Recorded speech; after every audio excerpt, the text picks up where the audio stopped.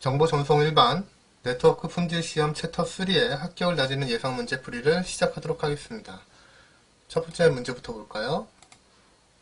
첫 번째 문제는 에너지 신호와 전력 신호에 관련된 문제네요. 다음 중 에너지 신호와 전력 신호에 대해서 틀린 것은 무엇인가요? 이거는 사실 에너지 신호와 전력 신호에 관련된 주요 정의, 그러니까 전체적에서 에너지가 유한한 값이냐, 그리고 평균 전력이 어떻게 되냐를 각각 기억하고 있으면 바로 풀 수 있는 문제이고요.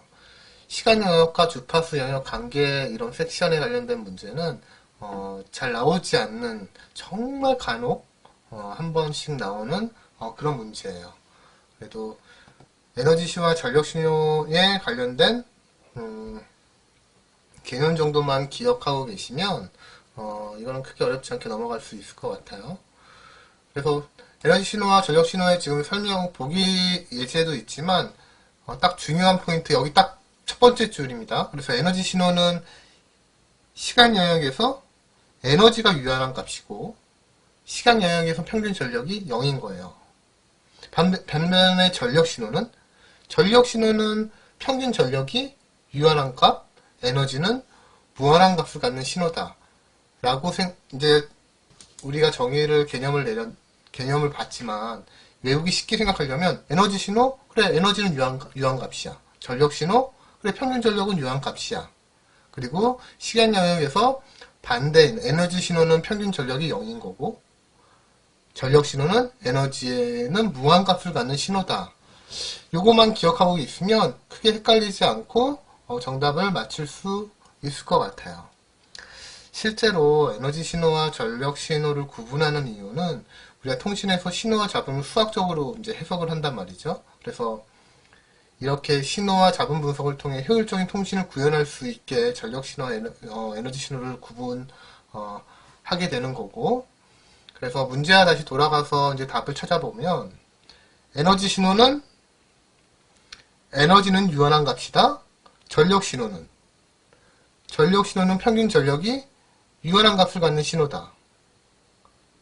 그리고 에너지 신호에서 평균 전력은 0이고 전력 신호에서 에너지가 무한값을 갖는 신호다. 맞죠? 그래서 답은 3번인 거죠. 전력 신호는 평균 전력이 무한한 값이 아니라 유한한 값을 갖는 신호인 거죠. 그래서 답은 1번입니다.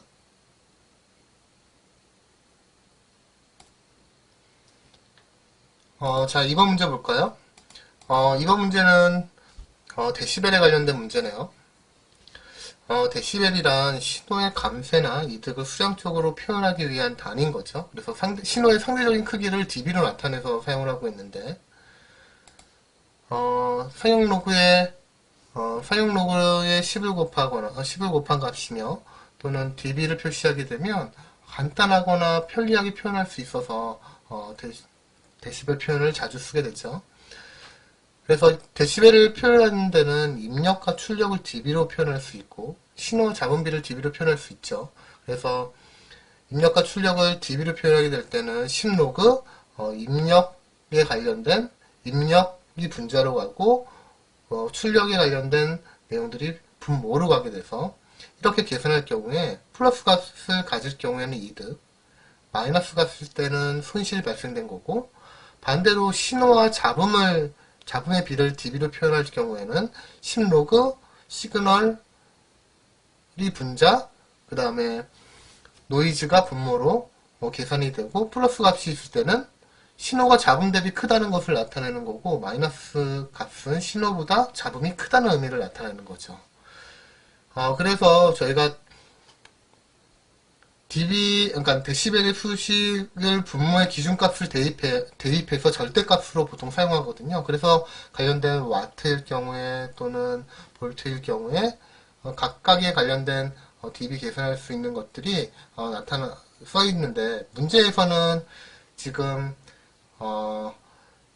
dBm 볼트가 어떻게 되는지를 계산하는 내용이었잖아요. 그래서 저희가 해당 내용을 계산을 해볼게요. 자, dBm 볼트를 계산하기 위해서는 자, 20 로그 1mV에서 지금 문제에서는 10mV를 이야기를 했죠. 그거는 결국 답은 20이 나오게 되는 거죠. 그래서 정답은 2번 20dBm 볼트로 바로 쉽게 계산이 될 수 있죠. 그래서 데시벨 같은 경우에는 각각 기준값에 따라서 쉽게 계산할 수 있으니 간단하게 기억해 두시고 바로 계산 문제는 쉽게 적용해서 점수를 따시길 바랍니다. 그래서 답은 2번입니다. 3번 바로 문제 보도록 할게요. 3번 데시벨에 관련된 내용인데 데시벨과 네퍼에 관련된 설명으로 문제가 구성이 되어 있네요. 그래서 데시벨과 네퍼에 대한 설명 중 틀린 것은 무엇인가? 라는 문제네요. 우리가 보통 아까 전에 상대적인 크기를 비교하기 위해서 데시벨을 사용한다고 했는데 그런 데시벨뿐만 아니라 네퍼도 마찬가지로 이렇게 상대양의 크기를 측정하기 위한 단위 기호를 많이 쓰게 돼요. 그래서 데시벨은 전송의 감쇄나 이득을 상용대수로 표현한 거고 네퍼는 자연대수로 표현한 거다라고 기억하시면 돼요. 그래서 데시벨과 네퍼의 비교를 간단하게 보게 되면 저희가 자연대수를 썼기 때문에 자연대수 구성을 계산하는 공식이 수식이 따로 있고 그리고 단위는 데시벨 같은 경우는 dB, 네퍼는 똑같이 네퍼라고 써가지고 이렇게 표현을 하게 되죠. 그리고 이 정도는 기억을 하고 있다가 이 둘의 관계를 기억해야 되는 게 문제의 포인트인 것 같아요. 그래서 1dB는 몇 네퍼냐 그리고 1네퍼는 몇 dB냐 이렇게 기억하고 있으면 해당 문제를 푸는데 크게 문제 없을 것 같아요. 그래서 데시벨과 네퍼에 관련된 설명 틀린 것은 무엇인가? 데시벨은 아까 전에 사용 로그, 그리고 네퍼는 자연 로그를 표현한 것이고 단위는 dB거나 또는 네퍼를 쓴다. 그리고 1dB는 아까 전에 뭐였죠?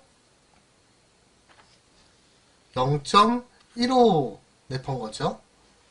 1 네퍼가 8.686의 네퍼의 단위다 보니까 그것만 좀 차이가 있었어요. 그래서 이 단위를 만약에 MP로 바꾸고 이걸 dB로 바꾼다 그러면 다음 정답이 되겠죠. 그래서 문제 답은 4번입니다. 네, 문제 4번입니다. 문제 4번은 16진 PSK를 사용하는 시스템에서 데이터 신호 속도가 12400bps라면 변조 속도는 얼마인가? 를 물어보는 질문이네요. 비틀과 신호 및 채널 용량 세션 에서는 매해 약 2문제 정도의 이상의 문제가 계속 꾸준히 출제되고 있거든요. 그래서 비트를 계산하거나 또는 변조 속도를 구하거나 채널 용량을 구할 수 있으면 대부분들을 커버할 수 있거든요. 그러니까 간단한 수식 정도만 기억해내서 숫자를 또는 답을 구할 수 있게 여러분들이 조금 문제를 약간 익혀놓으면 될 것 같아요.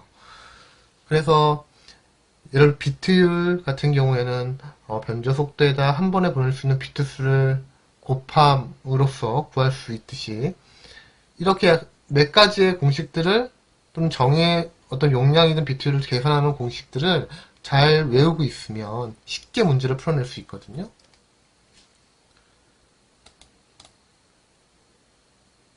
변조 속도는 또는 통신 속도라고 얘기하고 신호 속도 또는 보호율이라고도 얘기를 하죠. 그래서 변조 속도는 초당 신호 단위의 수로 다니는 보호들을 사용하고 또는 보호율이라고도 이야기를 한다. 그래서 신호의 변조 과정에서 1초간 몇 회 변조되었는가를 나타내는 것이 변조 속도를 나타내는 거고 초당 신호당 위에 또는 신호 단위의 수 또는 최단 펄스 시간 길이의 역수로도 계산할 수 있는 거죠. 그래서 우리가 기억하는 건 데이터 신호 속도는 한 번에 전송하는 비트 수 곱하기 변주 속도다. 그러면 결국 변주 속도를 이 b를 구하기 위해서는 결국 데이터 신호 속도에서 한 번에 전송할 수 있는 비트 수를 나누면 되겠죠. 문제에서는 12400bps를 신호 속도로 주어졌고, 그리고 저희가 4비트, 한 번에 전송해 있는 4비트를 구할 수 있으니, 왜냐하면 16진 PSK라고 얘기를 하니까, 그럼 결국 12400을 4로 나누면 3100이라는 값이 나오죠. 그럼 결국 답은 3번이에요. 이렇게 어렵지 않게 쉽게 구할 수 있거든요. 그래서 변조 속도, 아까 얘기했듯이 비트를 계산하는 거, 채널 용량 계산하는 거, 이런 것들은 문제들이 매번 출제가 되니까 반드시 반드시 맞출 수 있도록 저희가 노력해야 됩니다. 답은 3번이고요. 네, 문제 5번 보도록 하겠습니다. 다음 중 채널 용량에 대한 설명으로 옳지 않은 것은? 이번엔 채널 용량을 구하는 문제는 아니고 채널 용량에 대한 개념을 물어보는 문제네요. 그래서 채널 용량이란 송신 측에서 수신 측으로 전송되는 정보량인 상호 정보량의 최대치를 말하는 것으로 샤논의 정리와 나이키스트 공식을 이용해서 저희가 구할 수 있는 거죠. 그럼 샤논의 정리는 뭘까요? 채널상에 백색 잡음이 존재한다고 가정한 상태에서 채널 용량을 구하는 공식인 거죠. 그러니까 샤논과 나이키스트 둘 다 단위는 BPS예요. 그래서 BPS 단위를 쓰고 있다. 근데 샤논은 채널 용량은 채널 대역폭의 로그 2의 1 플러스 신호대 잡음비로 계산할 수 있고, 나이캐스트 공식 같은 경우에는 채널 용량은 이 채널의 대역폭 곱하기 로그 2의 m 진수를 나타내서 계산할 수 있는 거죠. 그래서 여기 관련된 공식들은 간단하게 외워두고 계시면 계산하는 문제도 쉽게 접근할 수 있을 거라고 보여요. 그래서 다시 문제로 넘어가게 되면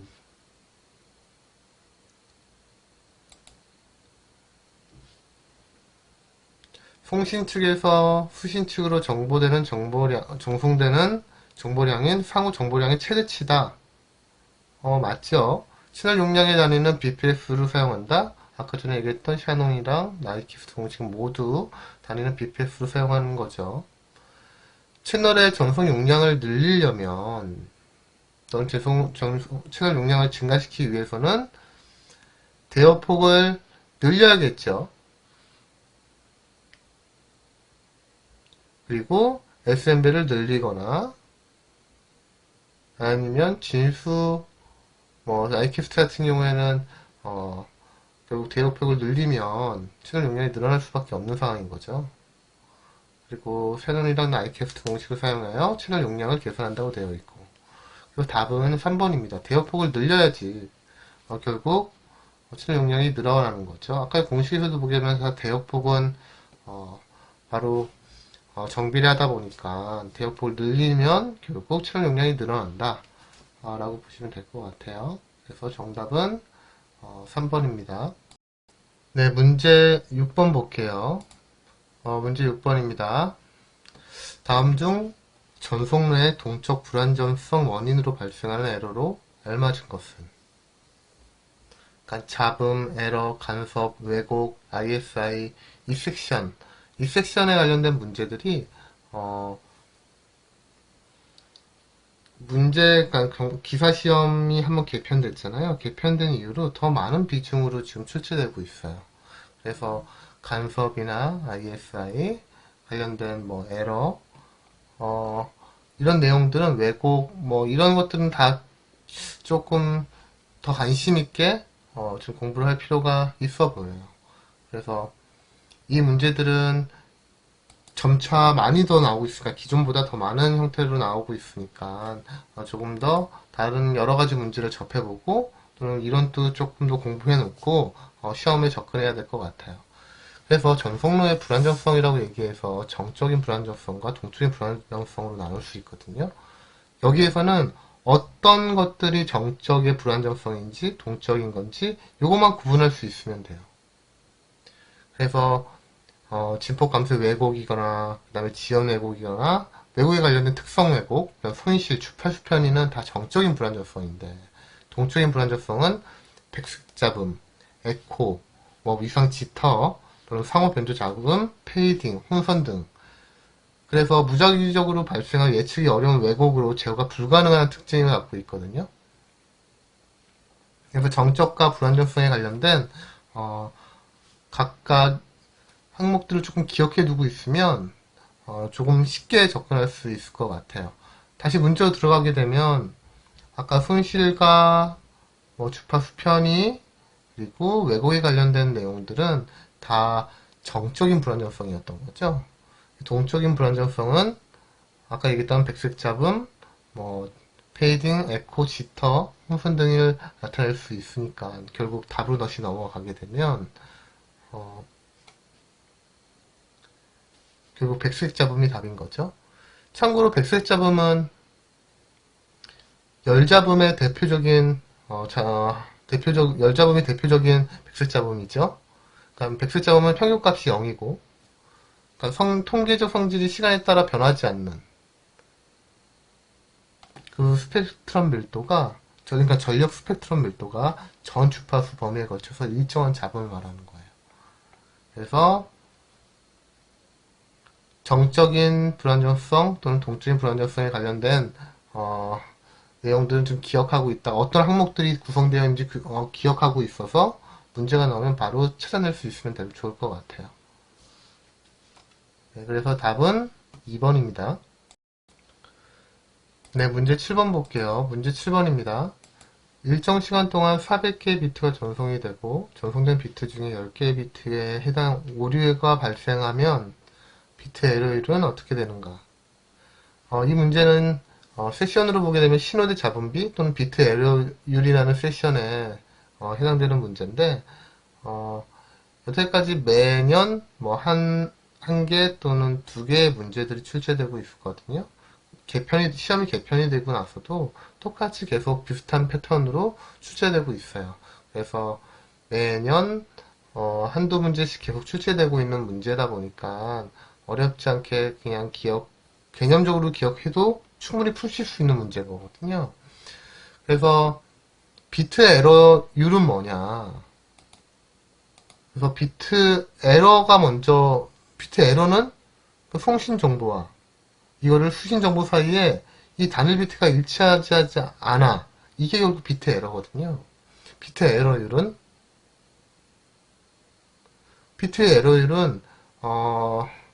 전송된 총 비트당 오류 비트의 비율로 계산을 할 수 있어요. 다시 말하면 수신한 비트 중에 에러 비트 수는 얼마큼 돼? 이게 결국 분자로 가게 되는 거겠죠? 그럼 전체 전송한 비트 수는 뭐가 되겠죠? 그러니까 전체 전송한 비트 수에서 에러된 비트 수를 구하면 결국 비트 에러율이 계산되는 거죠. 그냥 개념적으로 그냥 쉽게 이해하는 것처럼 똑같이 생각하고 계시면 돼요. 전체 중에 몇 개 에러 났어. 이게 결국 비트 에러율이거든요. 근데 문제에서 다시 돌아가게 되면 문제는 일정 시간 동안 400개 비트가 전송이 됐대요. 그 중에 10개 비트가 오류를 발생했대요. 그럼 결국 400개 분의 10개인 거잖아요. 40분의 1. 그러면 결국 2.5%인 거죠. 비트 에러율은. 맞죠? 400개 중에 10개. 그거에 관련된 이제 백분율을 구하다 보면 결국 2.5%가 나오는 거죠. 그래서 답은 2번입니다. 네, 문제 8번 볼게요. 문제 8번. 다음 중 주파수 변조에서 신호대 잡음비를 개선하기 위한 방법으로 맞는 것은? 이건 사실 챕터 1이랑 일부 겹치기도 하는 문제인데 다시 한번 복습한다는 차원으로 보고 넘어가도록 할게요. 신호대 잡음비, SMB와 그다음에 방송파 캐리어 투 노이즈라고 해서 CMB를 저희가 비교를 하고 얘기를 하는데 조금 더 좀 설명을 해보면 SMB 같은 경우에는 아날로그 신호의 측정 지표로 신호와 노이즈비를 데시벨로 표현한 값이다. 그리고 출력의 SMB와 입력의 SMB로도 표현이 된다. 라고 하고 있고 CN 같은 경우에는 CMB 같은 경우에는 디지털 신호의 성능 지표 그리고 방송파 노이즈 크기의 비를 나타내고 BR에 의한 식으로 풀이가 될 수 있다. 그러니까 공통적으로 노이즈의 차폐와 감소를 통해서 SMB와 또는 CMB를 개선하는 것들이 가능하고 우리가 SMB 또는 CMB가 높다 뭐 이렇게 이야기를 하면 그거에 대한 의미를 좀 이해해 볼까요?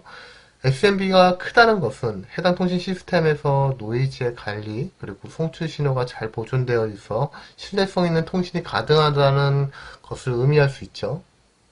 반면에 CM이 높다는 것은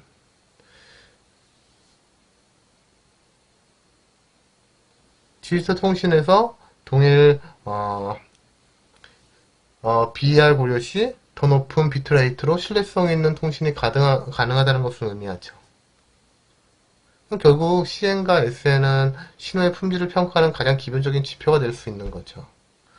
그래서 지금 문제에서는 주파수 변조에서 이렇게 신호대 잡음비를 개선할 수 있는 방법은 기억을 떠올려 보시면 또는 프리 엠파시스나 또는 디 엠파시스 회로를 사용한다 라고 했던 게 기억이 나셨을 거예요. 그리고 신호대 잡음비를 개선하려면 변조 지수를 당연히 크게 해야 될 거고 대역폭을 크게 하거나 주파수 편의를 크게 하면 되거든요. 이렇게 SMB를 개선해야 되는 크게 4가지 정도를 간단하게 기억하고 계시면 해당 문제를 쉽게 푸실 수 있는데 문제로 다시 돌아와서 보게 되면 변조지수를 낮게 한다. 변조지수를 높게 해야 되는 거죠. 잡음지수가 높은 부품을 사용한다. 잡음이 많은 부품을 사용하지 않고 잡음지수가 낮은 부품을 사용하는 게 맞겠죠.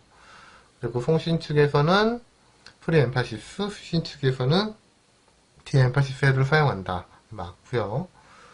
주파수 대역폭을 크게 해야 되는 거죠. 작게 하는 건 아니고. 그래서 앞단에 첫 번째 챕터에서도 비슷한 문제가 나왔던 걸로 기억하는데 신호대 잡음비를 개선하기 위한 방법은 기억하고 있다가 한 4가지 정도 변조지수를 높게 해야 되고 그 다음에 각각 단계 송수신 측에 프리 엠파시스, 디 엠파시스를 사용해야 되고 주파수 대역폭을 크게 해야 된다라는 것들은 기억하고 계셔서 문제를 봤을 때 쉽게 풀이를 해내면 좋을 것 같아요. 그래서 답은 3번입니다. 네, 문제 9번 볼게요. 문제 9번은 다음 중 FEC의 특징이 아닌 것은 FEC 관련된 또는 BEC 관련된 에러 검출 및 정정에 관련된 세션의 문제는 매회 한 문제 정도는 꾸준하게 출제되고 있는 문제거든요. 그래서 각각 에러 검출 방식에 관련된 주요 기법이나 그리고 FEC 또는 BEC에 관련된 특징 이런 것들은 기억해 둘 필요가 있어요. 그래서 해당 문제 이제 FEC 관련된 문제가 나왔으니 FEC 관련된 정의와 그 다음에 주요 특징을 좀 보도록 할게요.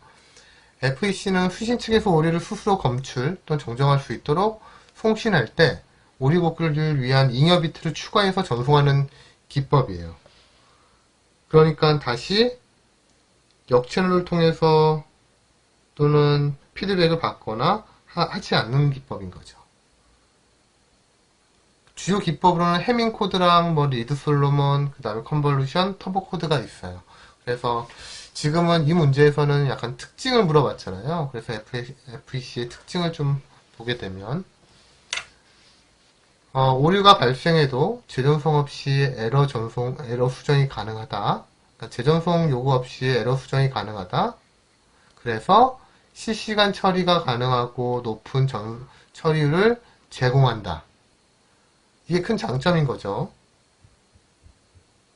그리고 연속적인 연속적인 데이터 전송이 가능하고 역채널이 다시 뒤로 올 수 있는 역채널이 필요 없는 장점이 있는 거죠. 그러다 보니까 이게 좀 채널 환경이 열악한 곳이거나 재전송 피드백이 어려운 환경, 이런 환경에서도 활용이 가능한 거죠.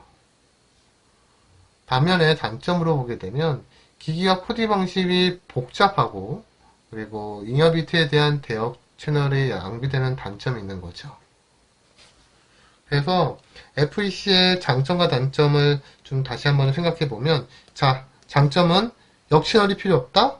그리고 연속적인 데이터 전송이 가능하다. 그러다 보니까 좀 어려운 환경이거나 채널 환경이 열악한 곳에서도 쓸 수 있고, 실시간 처리, 높은 처리율을 제공한다는 장점이 있지만, 반면에 기기와 코딩 방식이 복잡하고, 잉여 비트에 대한 전송 채널 대역의 낭비가 되는 단점을 갖고 있죠. 그래서 문제에서 다시 가보면 특징이 아닌 것은 역채널 사용하지 않는다 맞고요. 연속적인 데이터 전송이 가능하다 맞고요. 잉여 비트에 의한 전송 채널 대역이 낭비된다. 맞죠?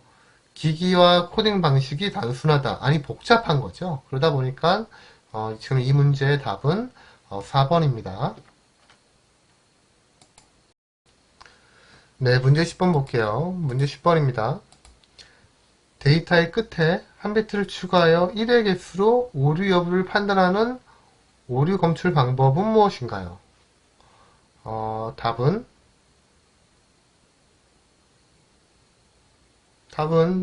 쉽게 찾을 수 있겠죠.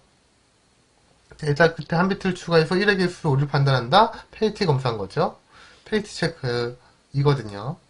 조금 더 살펴보게 되면 페이티 검사는 데이터 끝에 한 비트를 추가하여 1의 개수로 오류 유무를 판단하는 오류 검출 방식 중에 하나인 거고요. 정보 비트 수가 적고 에러 발생 확률이 낮은 곳에 주로 사용을 합니다. 그리고 오류 검출까지는 가능하나 그러니까 뭐가 잘못됐어 검출은 가능하나 정정은 불가능한 검사 방법인 거고요. 그래서 구현이 간단하여 비동기 통신 방식에 보통 많이 쓰는 검사 방식인 거죠. 그래서 1의 전체 개수가 짝수가 되냐 또는 홀수가 되냐에 따라서 짝수 페리티, 홀수 페리티로 나눠서 구분해서 이야기할 수 있어요. 그래서 문제에서 보게 되면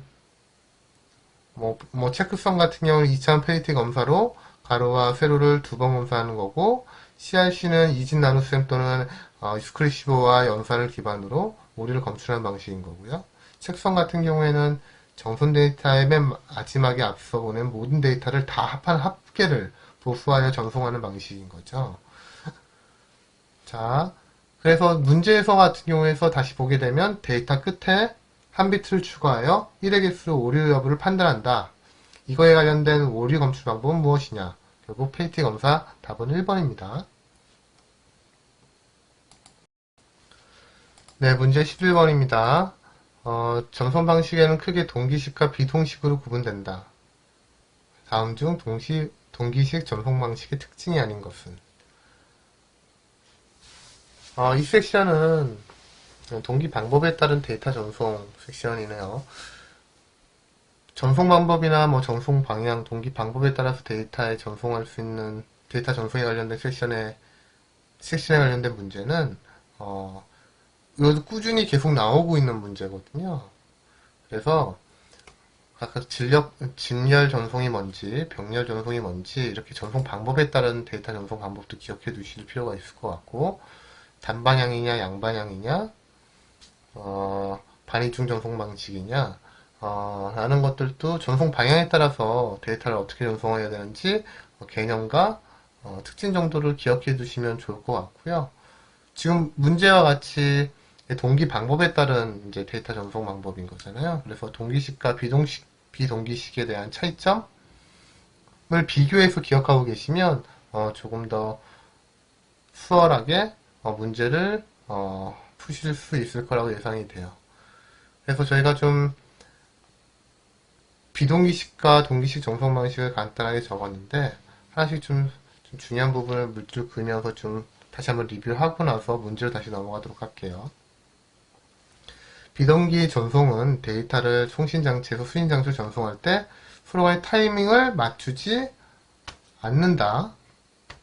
문자 단위로 전송하는 방식을 비동기 전송 방식이라고 한다. 그래서 비동기 전송에는 데이터 신호는 스타트 비트, 그 다음에 데이터, 스톱 비트로 구분이 되고, 송신장치와 수신장치의 독립적인 시스템 클럭을 사용하지만, 이게 스타트 비트와 스톱 비트로 동기를 맞추고 데이터를 인식하고 있죠. 그리고 매번 동기에 따른 부담으로 인해 저속에 많이 쓰인다. 그리고 비동기식은 저속 통신에 많이 쓰이고, 문자와 문자 사이에 휴지 시간이 있을 수 있고, 전송 속도와 전송 효율이 낮은 방식이 비동기 전송 방식이다. 라고 기억해 두면 될 것 같고, 상대적으로, 그러니까 반대로 동기 전송 방식은 송수신기가 동일한 클럭을 사용하여 데이터를 송수신하는 방법이다. 그러니까 전송 효율을 높이기 위해서는 서로 약속되어 있는 일정한 데이터 형식을 따라 전송을 한다. 약속되어 있는 일정한 데이터 형식을 따라 전송하는 방식인 거고, 미리 정해준 수만큼 문자를 블록 단위로 만들어서 일시에 전송한다. 블록 앞에는 동기 문자를 사용하고 타이밍 시로를 이용하여 수신 측의 동기를 유지한다. 그래서 별도 클럭인 타이밍 신호를 이용한다. 송신기, 수신기 클럭이 장시간 동안 동기 상태에 있도록 추가적인 비용이 요구되고, 매 문자마다 동기에 따른 부담이 별로 없어 고속 전송에 사용이 된다.